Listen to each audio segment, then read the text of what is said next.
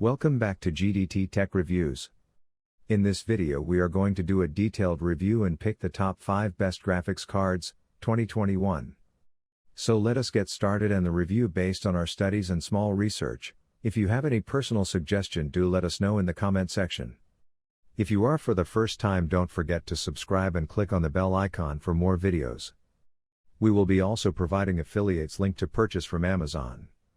Kindly use to for best offers and purchase from anywhere in the world. So let's get started. The NVIDIA GeForce RTX 3060 Ti is based on the same Ampere architecture as the RTX 3080, and gives us a look at what the Ampere lineup will look like in the mid-range and budget segment of the GPU market. This isn't exactly going to be the graphics card that'll push Watch Dogs Legion with ray tracing at 4K, but it is definitely up to doing it at 1080p. With this graphics card, you're getting 8GB of the same GDDR6 memory found in the RTX 3070, paired with 38A streaming multiprocessors, SM.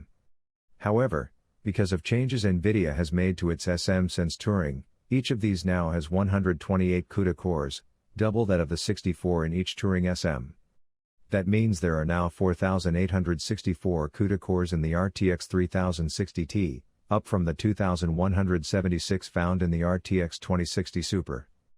Power consumption sees an increase over the RTX 2060 Super, but it's not as pronounced as other cards in the NVIDIA Ampere lineup.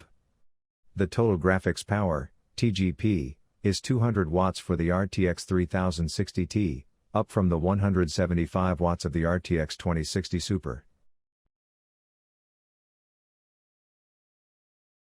The AMD Radeon RX 6800 XT is based on Team Red's RDNA2 graphics architecture, which is still based on a 7nm manufacturing process.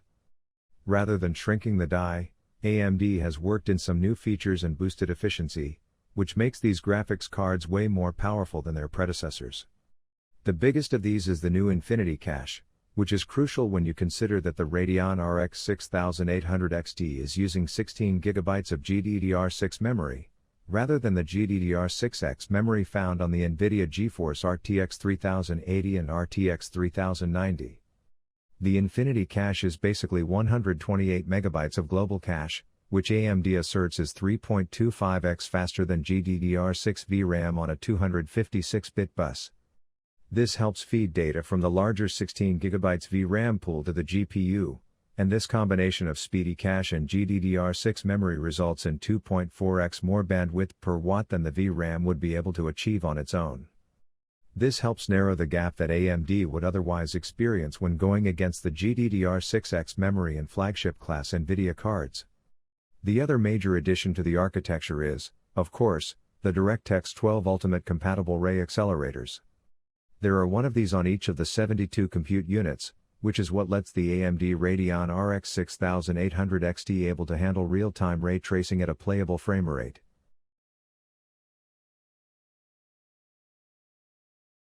It's great that the MSI RTX 3080 Gaming X Trio actually lists a higher TGP, than the reference 3080.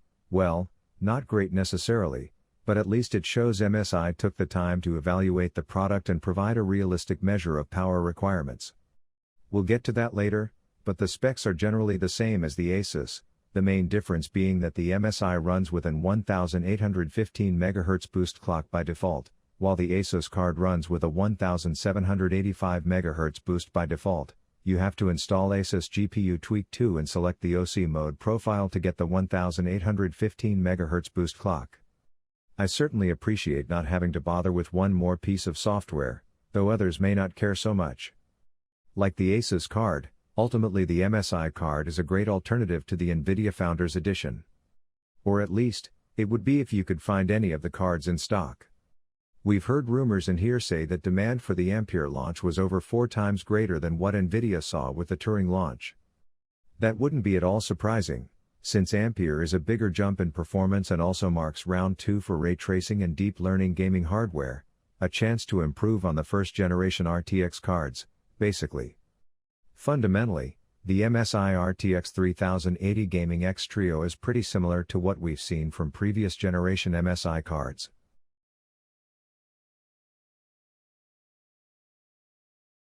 Just like the rest of the NVIDIA GeForce RTX 30 series, the RTX 3080 Ti is built on the NVIDIA Ampere architecture, and brings with it the same improvements as the rest of the lineup.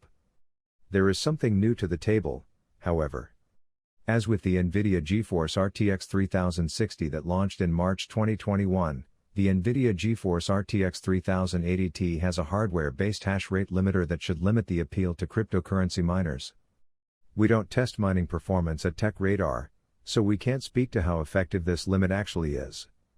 But given that the hash rate limiter on the RTX 3060 was accidentally bypassed by NVIDIA's own driver update, we'll just have to wait and see how well this actually dissuades miners from buying this graphics card in bulk. Beyond that, the NVIDIA GeForce RTX 3080 Ti is actually quite a bit beefier than the original RTX 3080, and that largely falls to core count and memory bandwidth. Because, sure, the NVIDIA GeForce RTX 3080 Ti does have more VRAM, with 12GB of GDDR6X compared to 10GB of the stuff on the original card, but it's also on a faster 384-bit memory bus. That means you get 912GB per second of memory bandwidth on the RTX 3080 Ti compared to the RTX 3080's 760GB per second. With faster VRAM, not to mention just more memory, the RTX 3080 Ti should be even more adept at 4K gaming in the future. The RTX 3080 Ti is straight up more powerful, as well. The GPU has 10,240 CUDA cores across 80 compute units, compared to the RTX 3080's 8,704 CUDA cores. That's a 17% increase in core count, but don't expect a strict 17% performance increase, more on that later.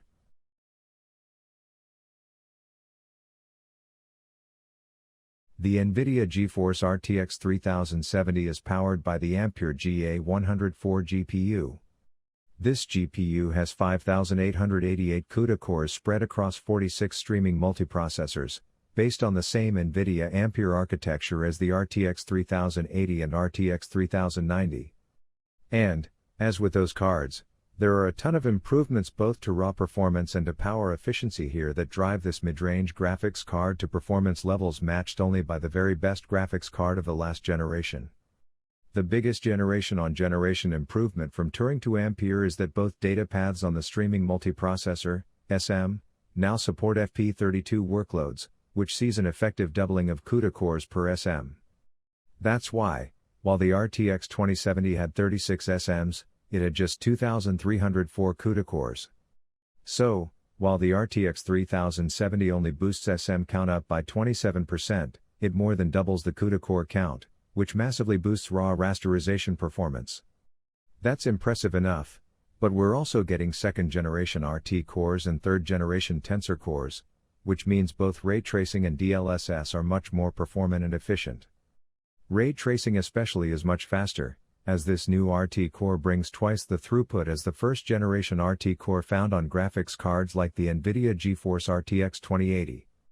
This is why in ray tracing heavy workloads like the new 3D Mark Port Royal benchmark, the RTX 3070 is able to keep up with the RTX 2080 Ti, even though the last generation flagship has much more RT cores.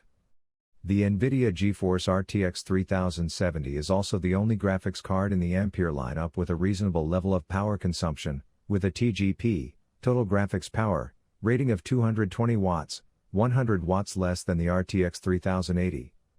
This means that cooling requirements are going to be a whole lot less intensive than the more powerful Ampere cards, which should be excellent news for folks that don't have a ton of room in their cases for larger graphics cards. That's a whole lot of jargon. But what's important here is that while the RTX 3070 is a much smaller chip, it's able to pack way more meat into it, at a lower price, making last-generation flagship performance available to the mainstream.